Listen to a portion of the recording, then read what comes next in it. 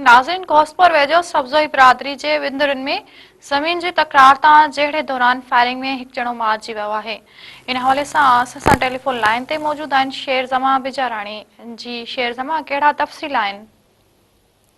जी बिल्कुल, घोसपुर वेझो घोसपुर पुलिस थाने जी हद ॻोठ खान मोहम्मद सब्ज़ोई वारे इलाइक़े में सब्ज़ोई बिरादरी जी ॿिनि धुरनि में ज़मीन जी मालिकी तां जहिड़ो थियो आहे, जहिड़े दौरान ॿिन्हिनि धुरनि जेको आहे हथियारनि जा मुंहं खोले छॾिया। फायरिंग सबबि गोलियूं लॻण जे नतीजे में नौजवान आहे गुलाम यासीन सब्ज़ोई जेको थॾे ते मारिजी वियो आहे।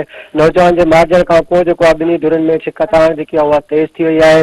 हिन वक़्तु जेके आहे ॿई धुरियूं जेके आहिनि मोर्चा बंदि थी वियूं आहिनि। ॿुधायो थो वञे त मारिजी वियल जेको नौजवान आहे उहो ज़मीन जी मालिकी तां जेको आहे मामे ऐं भाणेजे में जेको आहे तकरार थियो आहे, जितां हुन गोली लॻण सबबि नौजवान मारिजी वियो आहे। अहिड़े इतलाह जेको आहे पुलिस खे ॾिनो त पुलिस वाक़े वारे हंधि न पहुचे ऐं पुलिस सुस्ती जो रिवायती जेको सुस्ती वारो अंदाज़ हूंदो आहे उहो अख़्तियार कंदे जेको आहे रोड ते ई मौजूदु रही ऐं तमाशो ॾिसंदी रही। पुलिस जेको आहे रोड ते मौजूदु रही, पर धुरनि में फायरिंग जो सिलसिलो जेको हलंदड़ रहियो।